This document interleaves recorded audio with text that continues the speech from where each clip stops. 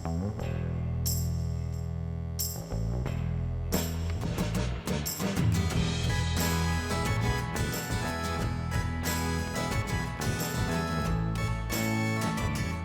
how's everybody doing tonight? I hope everybody's doing great tonight.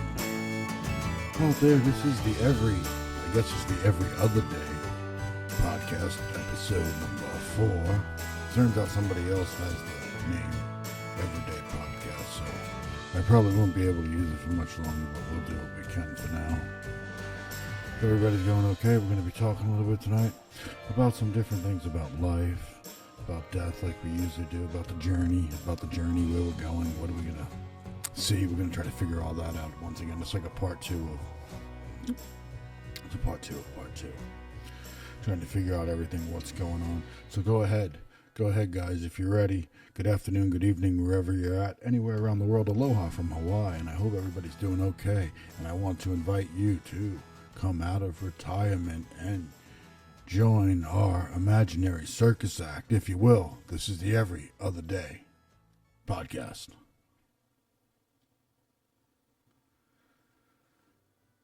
Okay, let's just jump right into it. Like I always say, we're going to jump into it. We're going to make sure everything works okay tonight for us. So we're sitting here. It's late in the evening here in Honolulu. It's about 11:30 at night on a Wednesday in June. It's the spring in Hawaii. It's kind of like January in life. It's the January in life. You know, it's life. It's life. It's a journey. It's a journey. It's full of all the twists and everything that we have to deal with. We've all had that journey. Your life starts out. I'll start with the pyramid analogy, and I'll see if I can make this work. We were just talking about this today. Okay, so you're born into this world, and you're gonna start soaking stuff up. And as you're soaking it up, you're at the bottom level of the pyramid. You're soaking everything up. You're 6 across, 8 across, however many across. You're soaking it in. Good things, good experiences, bad experiences, tragedy, a lot of tragedy associated with that. At the bottom of the pyramid, all the good experiences in our life. And as we move up the pyramid, up to the second level, we're becoming molded, and we're dropping off stuff. It may be good traits, it may be bad traits. As we're coming up, we're on the second level. We're refined a little bit. Then we're coming up to the third level, and we're at like 4 across, and we're even more refined. But we're still a result of what happened below in those lower things and the learning process. What did you drop off when you were on the second level? Did you drop off the crap and the bad stuff, or did you keep it and move on to the next level, the third level? Now there's 3 across, and there's some 2 good traits and maybe 1 bad trait, and they're all going to vie up. And then there's 2 up above it, and they're fighting for the pinnacle. And you have the good side and you have the bad side, depending. Maybe you came up your pyramid virtuously. Maybe you came up the pyramid virtuously, and you're at the point where, like, hey, I'm up here at almost to the top of the pyramid, and I've pretty much weeded out all the crap out of my life, and now I'm going to go on to the pinnacle at the top, and here I am, and this is me as a whole, and I'm perfect. But that's usually a fantasy. That's not most people. Most people that get to the top of their life pyramid have it again started at the bottom with 8 or 9 across. All these different things, all this stuff comes into your life. Like I said before, a lot of trauma, a lot of hurt growing up. The girl didn't like you growing up. You got bullied at school. Your parents beat you. Maybe you were even worse. Maybe you were molested or something like that. All these tragedy things, we take them all in. And as you go up that pyramid, you're growing up, and you're at the second level, and you're 15, and you're at the third level, and you're 18 or something like that. It progresses in graduations relative to the pyramid structure and the graduation and moving forward of the adolescence age progression. And then when you get to the top, you're this person. You're this person that's like, what am I? I'm all of that. I am the sum of all that. Believe it or not. You know, that's what they say, like, you're not the sum of all your parts, because you lose a lot of the bad along the way. That's how come you're not the sum of your parts. Because you lose a lot of the bad and you gain a lot of good. So you're ultimately more than the sum of your parts in a positive way most of the time. So we're going up this pyramid. We're going up the pyramid. And along the way in your life, the early parts of the pyramid are the morning of your life, like they'd say in Taoism. The morning of your life, the earliest, the teens, the 20s, the early morning of your life. As you get into your 30s and 40s, you're coming up that pyramid, and you're into the midday of your life. When later on, you're in the midday, and your responsibility arc and your knowledge of life is changing a little bit. Your priorities are changing as you grow up. And then you turn around and you're in the twilight, or the afternoon, I should say, of your life, and you're 50 years old, and your priorities have shifted so much since when you were 20. They've kind of 360 in a lot of cases, depending on how you were, how your experience was at the bottom of that pyramid, how it worked out, what you learned then. So then you're up at the top of this pyramid. And then you're in the evening of your life. You're in your 60s, and you're the culmination of everything. And if everything worked out good, you look back on it, and you're like, okay, good, we got that. That was good. Or you're like most of us, you're like us, and you look back and you go, oh my God, what in the what happened there? What happened over the last 30 years? Yeah, that's right. 30 years went by. Like, what did I do? More importantly, what didn't I do? Did I stand around and do a lot of stuff I shouldn't do? Yeah, I sure did. Oh boy, I did so much stuff I shouldn't have did. And it just got to the point. It was not just me. Everybody though. Everybody gets to that point where like, oh God, did I do it all that way? Did I do what is Austin Powers, like hop on the good foot and do the bad thing? Did I do that? Drinking coffee because it's late. So I went out and in my life 30 years ago, and you did all the right things and you have nothing to worry about. I didn't. I went out and I lived. I made sure I wanted to live because I worked with a friend of mine who used to work on cruise ships, and he would see people, and he would see three types of people. They always say on the cruise ships. What is it? Newlywed, the young people, overfed, 30s, 40s, and nearly dead seniors. And one thing he said about the seniors was that they were the type of people that waited their whole life. We're going to be very conservative. We're going to be conservative. We're going to do the right thing. We're going to bank our money. We're going to be resilient. We're going to save everything. I don't know what kind of impression I'm doing. We're going to save everything we possibly can, and then we're going to turn around and we'll be up there and we'll be living the life. And no, but you won't, because you'll be 65. You can't move. He said they were so old they couldn't enjoy the food, they couldn't enjoy the drinks, they couldn't enjoy anything because they were old and they were dying. So when I was in my 30s and I was able to enjoy myself and have everything that I wanted and do everything because I ran a successful company, then I turned around and said, yeah, I'm going to do everything that I can. And my wife at the time was like, oh, yeah, you're just going crazy. You can't go on that many vacations. You can't do this. You can't do that. And I'm running around in other countries, and I'm destroying my marriage, and I'm doing all kinds of stuff. And let me tell you, I'm an expert at destroying marriages. I'm not a homewrecker or anything. I just destroyed my own multiple times.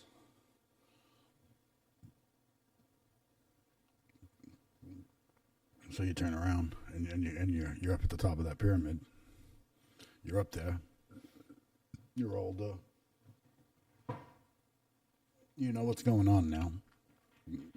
You know what's going on. You got it, and hopefully you figured it out. At the top of that pyramid. But it's a journey. Life, it's such a journey. And then you get to the top of that pyramid. Yeah. But then along the way up that pyramid, to make it more complicated, there are sub-pyramids.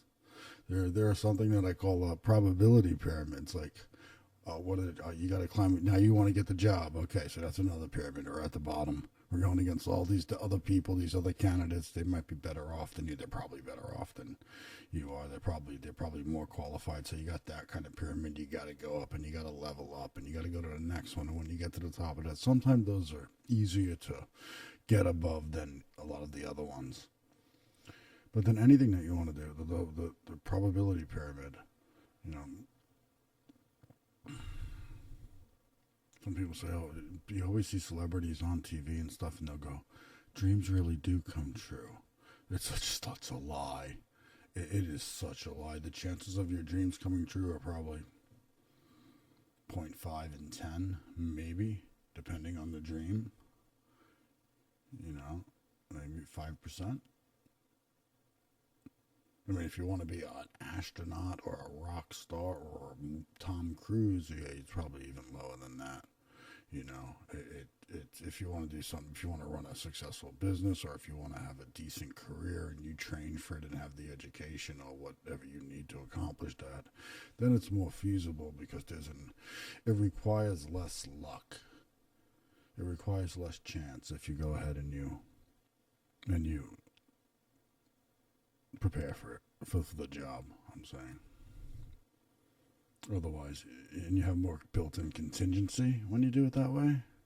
And the other way you don't, because otherwise, like if you're trying to be a rock star and you're hitchhiking across the country and going to California to become Guns N' Roses in 1985 or something, you know, for everyone that made it, there's probably 30 that didn't.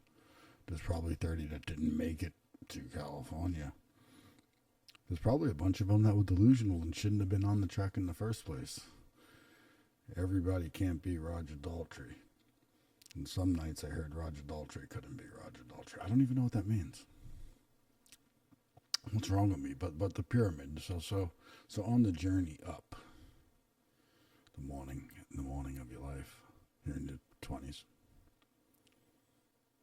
Middle of your life, the afternoon, you're in your 30s. 40s is the afternoon again. Late afternoon. So you're building on and on and on, and you got it. But it's twists and turns. We experience like moments of triumph, and then we have like down times. And then we have to try to grow as individuals. And sometimes, like when we're navigating through life, we don't always see the final destination. We're just kind of going at it, and you kind of don't know where those points are going to be. You try to make the points that aren't really like in the failure area, you know?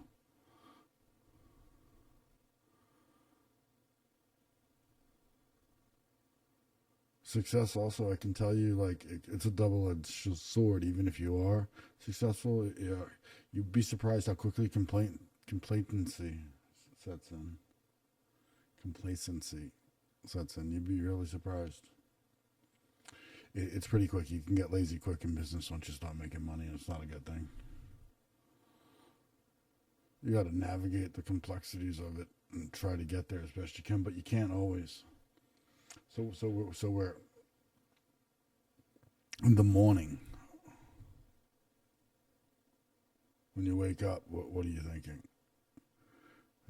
What am I thinking? I'm thinking, oh God, what do I have to do today? I gotta go to work. I got all this responsibility. I got all this I gotta do here and there, and it's just driving me crazy. And what am I gonna do anyway? What am I gonna do with all of this? What am I coming here to do? You having fun out there? It's the Every Other Day podcast. You can like, you can comment, you can subscribe. You got to do it all. That's all we got, you know. Trying to figure out where this is going to go.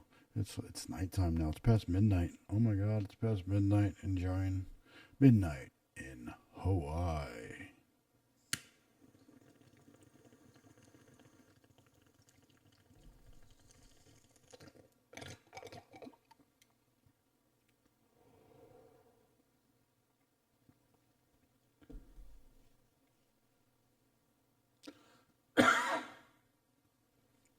Yeah, so I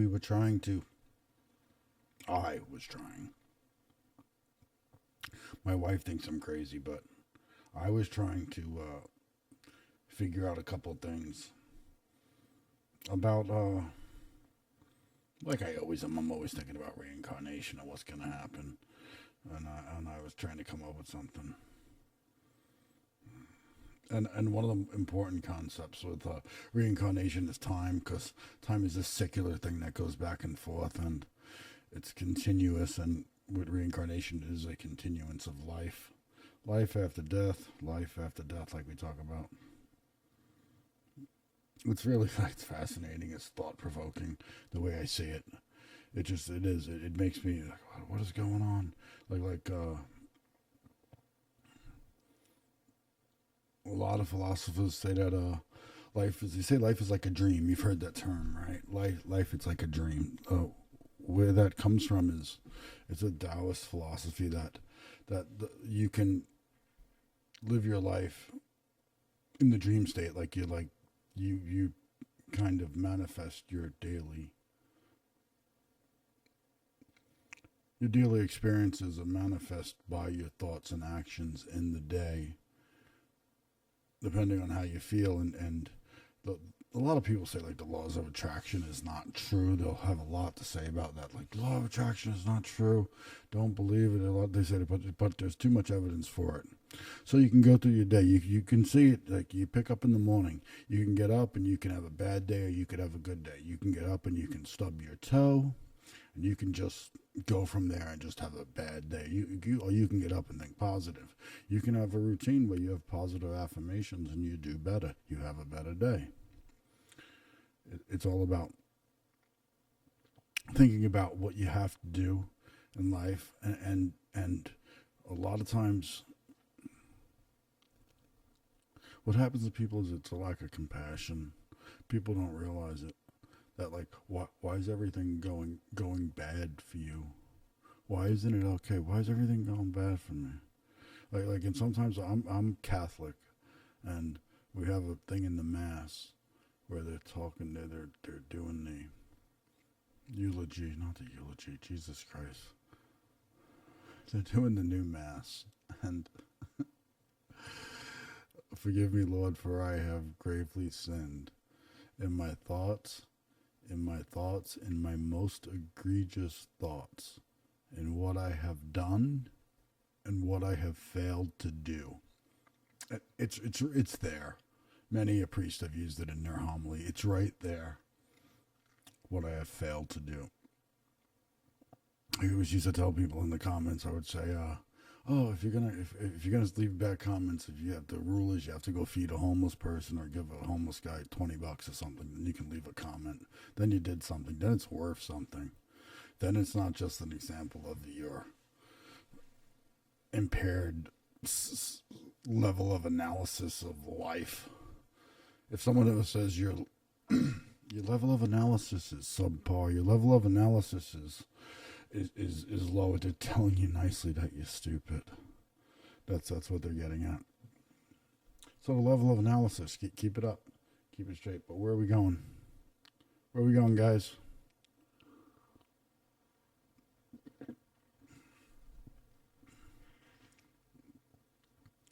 Our thoughts, our actions, our ideas dictate the life road that gets laid out ahead of us. Good, bad, or indifferent. If you think bad things, more than likely bad things are going to happen. Just do it sometimes. Do an experiment. Do it. It matters.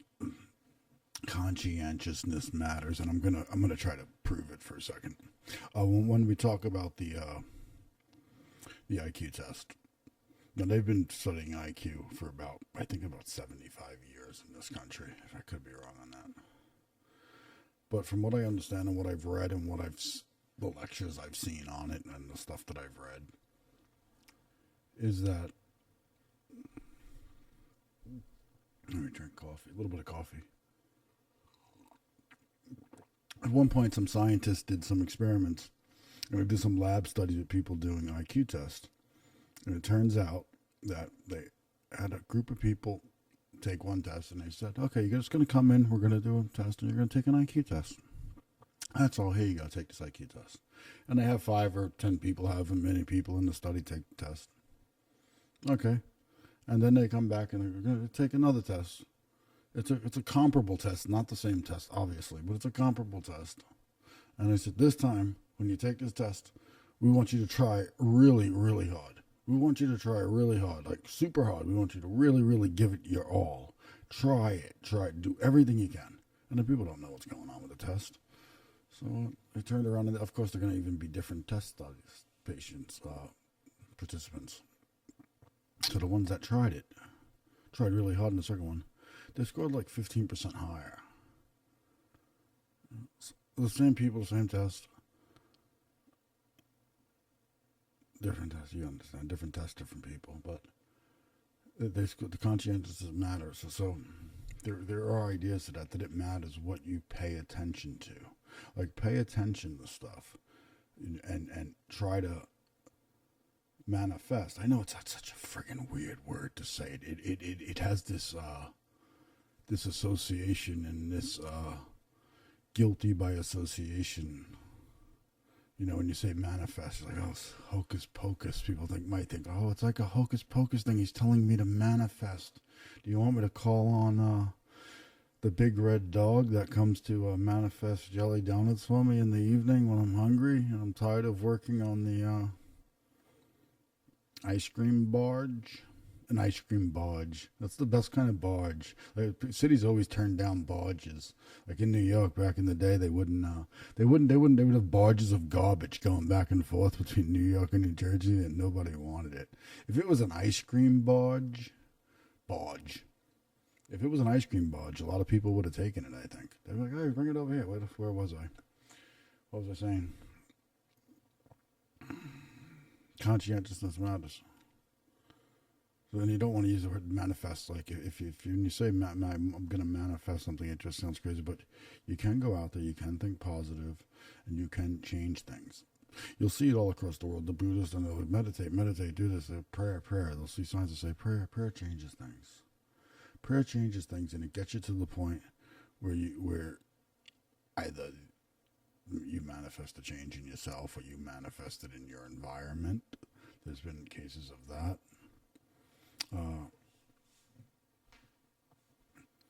I like to think that with compassion and with positive thinking, coupled with compassion in our daily lives, we can not only make things better for ourselves, but better for the people around us. Because for the most part, the world's experiencing now like a lack of caring. Like, nobody cares about anything. Everybody's a thief. Everybody's angry. Everybody's got so many goddamn problems they don't know what to do. It's just, I'm not going to, I never was one to say, oh, the problems are not justified and it's not that bad and you're overreacting. Oh, I take it to the reaction is bad. The reaction is a lot of the time justified. I'm sorry, but people don't like it. If I see people stealing, I'm like, yeah, well, eventually they're going to steal. If you're poor, eventually you're going to steal. A whole bunch of people decide to steal stuff at the same time, and it's going to be a mob mentality, and that's just it. You know, if you're going to go out there and you're going to do that, it's bad, but people don't have anything. People don't have anything, and they get the opportunity, and that's it. They just go out there and they make, I don't think moral compass even comes into effect, because I think that they're operating on a different compass than a lot of people. Like, if you have money in the bank and you have the opportunity to steal, you're probably not going to. I understand that some people can be kleptomaniac, and I was married to a kleptomaniac once. That's an interesting story. Yeah, I was married to a kleptomaniac. I can't tell you her name, but I was married to her.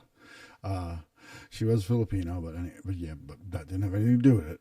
But I can remember one time, like, she didn't come home from work, and I called her job, and her boss was like, "Yeah, she went to the supermarket, and she never came. She went out to get lunch. They told me, and she went to the supermarket, and she never came back." Okay. I only been married a little while to her, and then couldn't get in touch with her. I'm talking to our boss. It's like 6 o'clock. I call the police station. Nobody knows anything. What's going on? I go to the supermarket. I bring pictures over there. Nobody's seen her. Nobody knows anything. We think it's a missing persons case, right? Can't find her. Nothing. I check with the police, but it's the Hawaii police, so Check with the police. They said there's no. They don't have any record of anything going on. They don't know who she is. They haven't found her anyway. Okay, later on. Later on, about 7 hours later, I get a call from her. She gives me a call. Yeah, she says, "Oh, I'm very safe. Where am I at?" I think it was the next day she called, actually. And they had let her out. She got arrested for shoplifting at a supermarket here. And I was like, really? Going to jail? How old are we?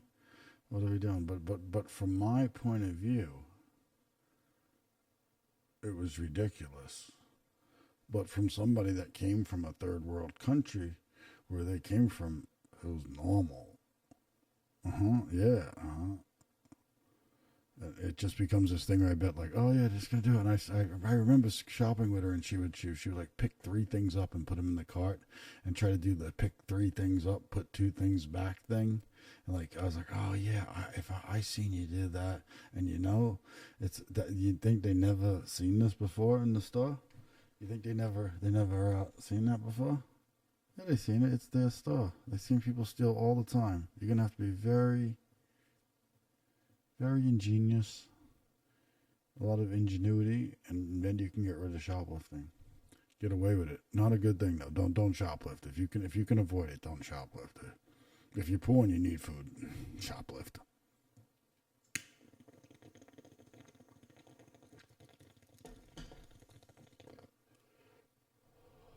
If you're poor and you need food,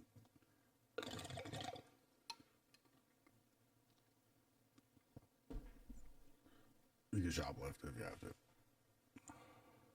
You might get in trouble for it. Depends on where you're at when you do it.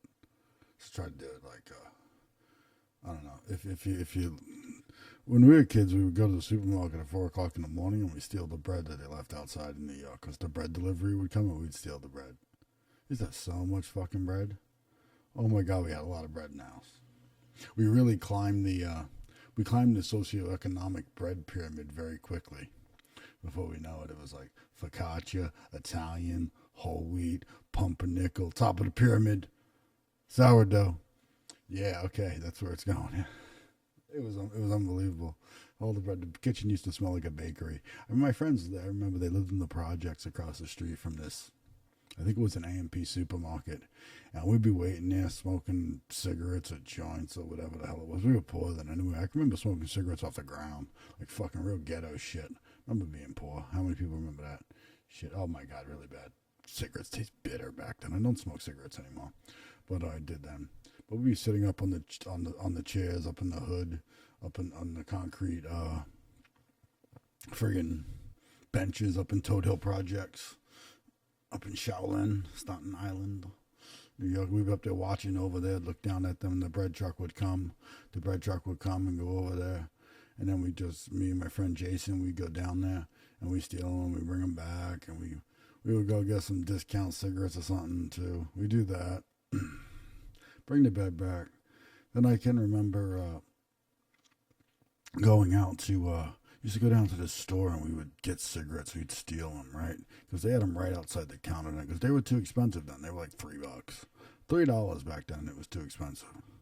So we would turn around and we would, they had the buzzer door. So my friend Jason would hold the door open so I couldn't get locked in. And I would run in and grab the cigarettes. I remember saying it right to the guy, this Indian grocer. Horrible. I did that. That was a long time ago, right? Yeah. How long ago? That was ago, 20 years ago. Can't do anything to me. It was in the 90s, buddy. The 90s doesn't count. If I did it when Selena was alive, it doesn't count anymore. I'm sorry, Selena. Continue, Leo. So yeah, then we would go and steal the cigarettes and go up there, and we eat our bread and drink our cigarettes. That's what I would do. I'd eat my bread and drink my coffee. Eat my coffee and drink my bread. Try to get everything together back in the day. Building up that moral pyramid, coming to terms with coming alive, making good decisions, making bad decisions. I remember coming up second level of the pyramid. I was getting a job. I was no good at it. I didn't want to work. I quit. I would stop. I would go home. I didn't want to be there. fuck you, I don't want to work for you. Then I started doing air conditioning because there was no other thing I could do because I wouldn't go to school anymore because I didn't want to go to school because I was like the only white kid and I always had a fight and it became like a bad thing.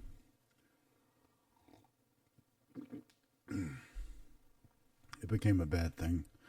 And I just turned around and I was like, I'm not going to go to school anymore. I went to get a GED and I remember my Aunt Marianne worked at the GED school in St. George, Staten Island. And I didn't get it. I didn't finish it. I remember it turned out they would let you leave to feed the meter for your car, but I didn't have a parking meter, but I told them I did. So I just left, and they said, oh, you have to leave your book here in case you don't come back. But I wasn't going to come back anyway, and I gladly left my book there. And then I left, and I ran outside. And I walked home because I didn't have a car. But it was raining, and I was cutting through this lot that kind of intersect another street at a 45-degree angle, resulting in a 3 or 4 minute efficiency in time, sometimes called a shortcut. And I fell, and I almost hit my head on the sidewalk. But I caught myself, and it was raining, and it was pouring. And as I almost hit my head on the sidewalk, this black lady was walking by. She said, oh, my God. She's like, oh, my God, what was that? I was okay. I was okay. Then I went home, and I had to walk home up this hill. It was so goddamn long. And on the whole way, I'm climbing it metaphorically and physically up this pyramid in life, getting up there. Then I go to do air conditioning. I thought I'll do that shit. And I got into business and everything. And you're coming up and you build it up and you get it. And you try to think about what you're going to come up with. What's going to be the next thing. The next big thing that's going to happen in this world. Any ideas? You can mention it in the comments. This is the Everyday Podcast. You know.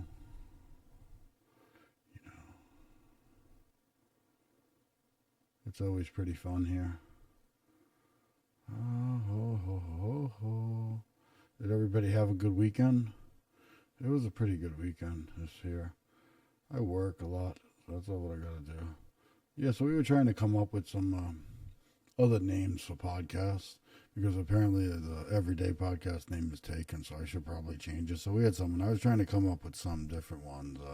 So some of them were supposed to be like mysterious names like Midnight Musings, The Unexplained Hour, Beyond the Veil, Dark Matters, The Paranormal Chronicles. I'm reading this. A friend of mine wrote this. Strange Frequencies. Hi, I'm John. Welcome to Strange Frequencies. Stupid, right? The Other Side. The Twilight Zonecast. Mystical Hour. The Cryptic Chronicles. The Enigma Files. Night Vision Radio. The Haunted Hour. Mysterious Realms. The Phantom Zone. Supernatural Secrets, and just to mention a few. I don't know, I'll just call it the Every Other Day Podcast. There, it's settled. It's going to be the Every Other Day Podcast, and I'm going to do it every day. It's like, F you. But where are we going? What are we going to get here out of all of this?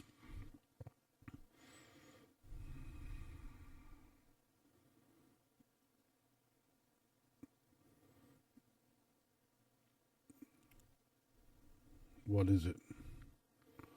What's the difference?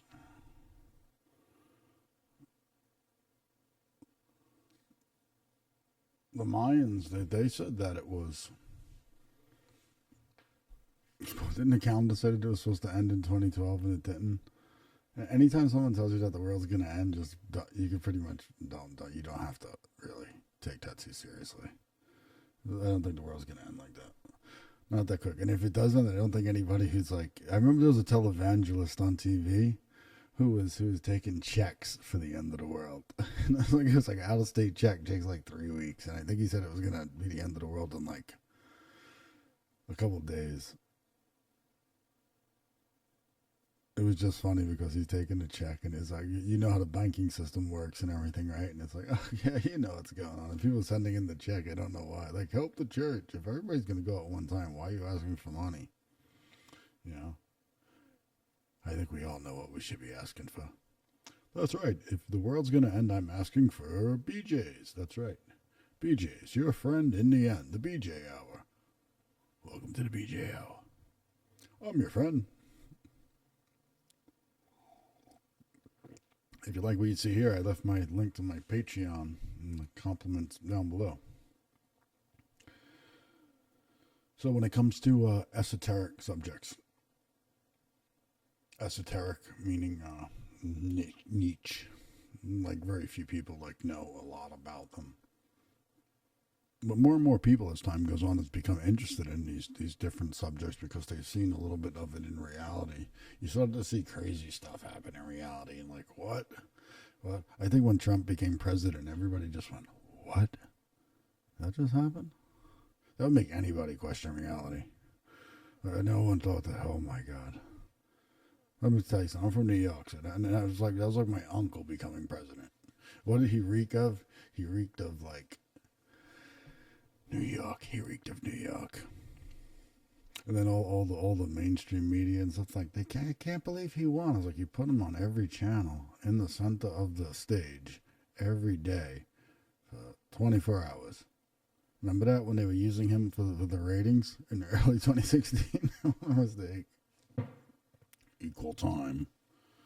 Because no one's going to listen to someone that wants to run for president.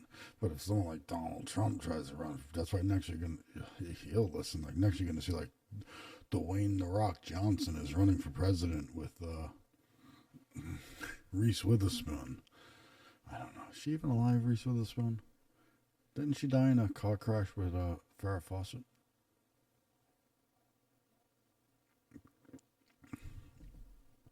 Sometimes you just have to think what's going to happen. What's going to happen? No, there was a famous thing I remember. What was it? It was John Lennon talking to Yoko Ono. And it was on a tape, on one of those apartment tapes. And John Lennon was like, in the end, or Yoko said, in the end, I wonder what's going to, she said in that, in the end, I wonder what's going to happen. And John Lennon said in that British voice, thankfully, we don't know. And we know how that went, right? That was really bad. Not really. Gosh, to quote who's the father from Independence Day? They got the actor that played the father of Steve Gutenberg. He said John Lennon shot in the back. Sad story.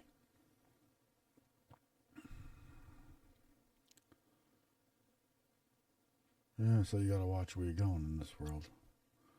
Don't walk. You might walk right into it. He walked right into it. He was successful. He was powerful. He had money, and he walked right into it. What a fucking nutcase. He walked right into it. A lot of crazy people out there. You gotta watch. Don't be trusting. Don't be trusting. Like I always say, if you're coming to that cabin in the woods, don't knock on the door. If you're coming to that igloo, if you come across an igloo while you're walking across the tundra, don't knock on the igloo. Don't knock on the igloo. You may not like what you find in the igloo. They might not like you. You gotta be careful though. No, just watch out for yourself out there. Watch, because people will try to come up to you and take advantage of you. People try to con you. But a lot of it is on the phone now. The other day I had a lady on the phone who called me up, and they must ordinarily just prey on, I'm sorry to say, older people or developmentally challenged individuals, because some of the stuff they were asking for, I'm not going to give you any of my account information over the phone. No one ever's going to call you if someone calls you and asks you for account information or a credit card number, it's a scam probably 100% of the time. Just don't. No one would ever fault you for not giving the information. Whatever they say the ramifications are, just be yeah, okay, whatever. Bring them on. It's okay. You don't have to worry about that. It'll be okay. I'll be okay. Because I'm climbing that pyramid. I'm climbing that pyramid, and I'm going to the top of that pyramid. I'm getting better every step of the way, and I'm leaving those idiots behind, the people that messed you up. That's what you do as you go up the pyramid, all those people. That's why you don't know. That's why you don't know the drug dealers from 20 years ago, because they all went away. Drug dealers never go on to do great things. You ever notice that? It's always how it's drug dealers. What's he do now? Oh, he has a cooking network. He doesn't know. He's dead. He's in jail. What happened? Every time I ask him, I was like, hey, what happened to Cuba back in the day, Ma? What happened to Cuba? He's like, yeah, he got shot in the head. Yeah, I wonder if he had that. He was, and she's like, but he was a really good guy, really responsible. I said, yeah, I bet he didn't have that in his business plan. Shot in the head, Jesus Christ. Yeah, watch out, drug dealers, you know? You know? That's why you just got to basically smoke pot if you still have pot drug dealers, because they're all kind of like low. You know how it is. You're not going to do the cliche of the pot guy. Like, oh my God, I'm also stoned. I don't know what I'm doing. There's your drug, you know? No. Or then you like the coke guy, where all the skeevy people hang out outside their house. Yeah. Oh my God, no, you can't do any of that. But all those people you lose along the way, and you get up there, and every time you lose some of these things along the way on the pyramid, it's replaced with better things. You know, like every time I got sober, and I got sober a lot, and quitting is the easiest thing to do because I've done it 1,000 times. But every time I got sober, I replaced that negative with a positive. Well, when I quit cigarettes, you know, when I stopped drinking, I would do different stuff. Why I started making YouTube videos like 12 years ago and doing stuff like that was because I wanted to be able to do new things. And I realized that substance abuse, any kind, food, mainly, my main one now is food, marijuana, some alcohol, a little bit like that. No alcohol today, though, just coffee. What happens is you just thought, I was going like crazy trying to, like, back in the days, I drink so much. I would drink so much Southern Comfort and Miller.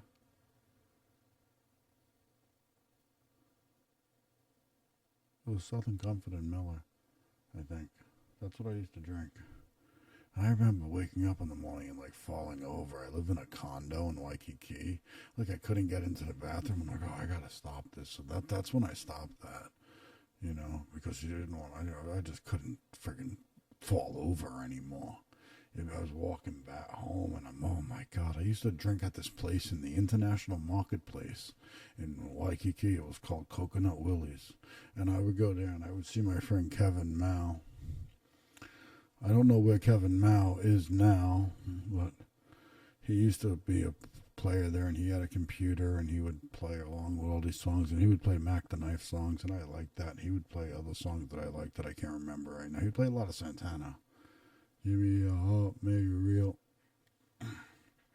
He would play a lot of Santana, stuff like that, and it was cool. And I would drink a lot, and I would get blasted, and I would tip them big, and I had long hair. Everything was pretty good back then. I had a condo in Waikiki, and it was okay. I had a crazy wife, though. She was crazy. I remember she was schizophrenic, that wife. She was one to jump off the balcony. I don't know, or did I want to throw her off? I don't remember. It was one of those things. I don't know. I think she wanted to jump. We're going to make it a mutual thing. It never happened, though. You know, it didn't. That guy left. Remember she was saying, she was bitching at me one day. She was going crazy. What are you going to do? What are you going to do? What are you going to do? What are you going to do? And I packed up my computer. It's like one of my first computers I ever had. She's like, oh my God, where are you going? I had already arranged with my boss to go rent a place, like around the corner or something. It was Hawaii. It was like $1,700 a month in 2008 or 9. And I went over there. She was pissed. And then I left her. I got divorced. Yeah, she was nuts. I remember we had the cops there. We were on domestic.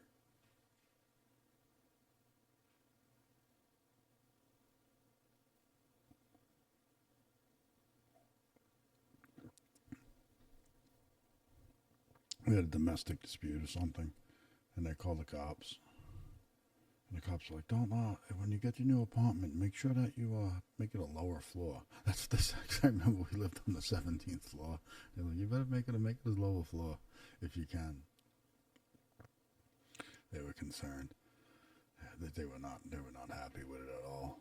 But so when we're building that pyramid, now we're up to like the third level from the top. And we're going up there. Now you're down to like you have to be cultivating yourself into this like machine. A lot of it is spiritual too.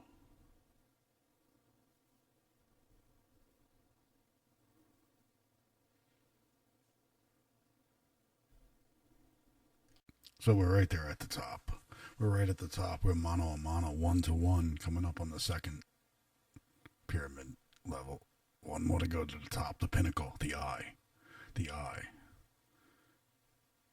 So when you get there, you're up at the top, you cultivate it your whole self, and you're there. And what's the hardest thing about getting there? getting there is half the battle.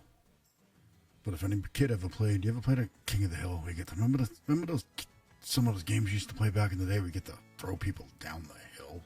King of the Hill. They're throwing people off a hill. Or what was it called? Capture the flag or something. We used to play like tackle football. We play tackle football and tackle each other like nuts. But we play King of the Hill, not King of the Hill, and we throw people down. So once you're at the top, you can become complacent, like I said previously. You could turn around and not pay attention to what you're doing. Get a little bit stand around. So we had some cops here in Hawaii. Cops, it was a bad job where you could become complacent. Let's be real. Some of the worst things you could do if you're going to be complacent is be a cop. So the cops are responding to this domestic situation. They've responded to it several times. The same two officers went back there. And a male officer and a female officer. On the fifth or sixth time when they went there, they were relaxed, complacent. That's Crazy Joe. He always does stuff like this. He said, "It's okay, don't worry about it." This time when they went back, the guy had a weapon. And they were both, unfortunately, they both lost their lives because they became complacent and they went up against something that wasn't pretty powerful. And so you have to never become complacent because it could kill you, or it could kill your business. You know? It can really damage a lot of things. So you have to keep pushing forward, get ahead of it. Just try to stay ahead of the 8 ball a little bit if you can. I know it's tough, and I don't have any answers. You think you're not going to get any answers from this podcast? You're probably not going to get any. Should I say that? Should I be promising something? Do we promise stuff? Are we promising things here? No, not promising anything. No promises here. We promise a fun time. We promise a fun time with our back to work, make believe, circus engagement. The ability to go out there. Well, some people ask me, what does it mean when you say come out of retirement and join our imaginary circus act? Because whatever you used to do, you could come out of it and do it again. You could join whatever we're doing here. And because it's imaginary, it could be anything. And because it's a circus act, it doesn't have to be serious. It shouldn't be serious. The Imaginary Circus Act. Come along with us. It's the Every Other Day podcast. YouTube podcast. A new podcast. Here at the YouTube. Not that other you site. That one's different. It's a lot of traffic though. So you climb all the way up. And remember, like we said before, success is not linear. Just once you get a little bit of it, you can go really far. Really far with a snowball. With a snowball, with a cascade. You just keep it going. Just don't stop and don't take characteristics out of the formula that work. The biggest mistake that companies make, they'll cut something that is very, very important. They're smart people, and they've been in the business for a long time. They don't realize that they take something out. When you take something out and you put it back together, it doesn't always work. It used to. Kind of like during the pandemic, we shut the economy down. Put it back and start it back up. It didn't work well. It didn't work well. Become the best thing you can be in this life trip, in this life path. Don't. Unless you have to, then you can. Try not to. Smash the hammer of fate on the altar of life. I know sometimes we want to. I want to thank you guys for listening to us tonight. And this thing that we're talking about the success pyramid. I hope that the discussion has provided you with valuable insights and strategies for achieving your goals. Remember that success is not. What I'm trying to say is remember success is not a destination. But it's a journey that requires commitment, hard work, and the right mindset. By applying the principles Did I just use the term principles for what I said? By applying the principles that I taught you here today, you might be a little better off tomorrow than you are today. Maybe. But if you do apply the principles, the solid foundation, you need that solid foundation. You need the moral backing. And if everything did, if you already are up at the upper levels now and you're trying to get back up, well, the past, you don't worry about the past. Don't worry about anything you did in the past because you already did it. It doesn't matter. It has no significance on the future. Unless you go out and murder somebody or kidnap somebody or kill somebody, that's going to have an effect on the future, definitely. I can't help you. But everything else pretty much doesn't affect it at all. There'll be ramifications. You get through them and move on. This too shall pass. With self-discipline, focus, and a clear vision of your goals. Keep striving for excellence. Never give up on your dreams. Never give up on them. But sometimes your dreams are all you have.